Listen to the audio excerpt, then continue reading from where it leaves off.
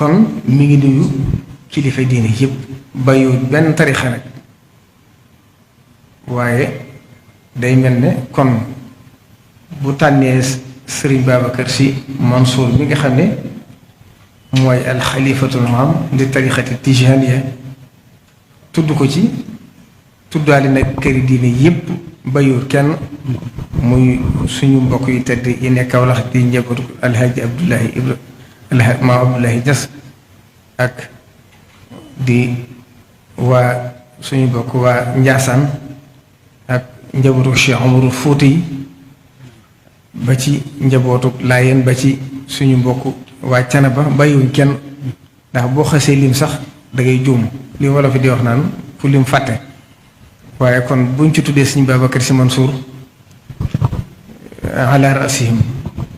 tuddaale nañ ñëpp di ko santit bu baax di rafetlu kàddu yi nga xam ne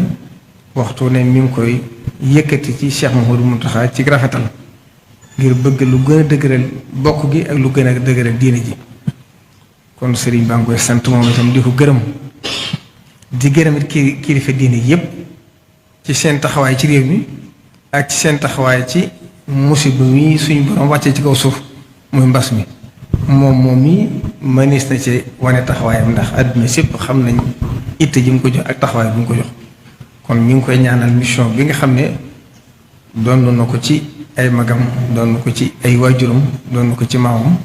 yàlla dimbali ko ci mu àggale ko ba lépp ni mu ko yéenee ndax daaw na gën a daaw sëriñ bi yónni na fu mu wax kàddu yu rafet mu wax ne waxal Cheikh Mouhamadou Mountakha ne ko na xam ne gépp kàddu gum dégg te méngoowut ak kàddu gu rafet bàyyi ko wut fii bu fi tuddoo wut bokku ci njaboot gi te xam naa ne li am fii mu am foofa loolu waxu ko yam ci waaye mi ngi koy jëfe kon sëriñ baa ngi koy sant sëñ bi li dese nit ñi mooy dugg diggante Tuuba ak Tiwaawan benn baat bu ñaaw du jóge fii jëm Tuuba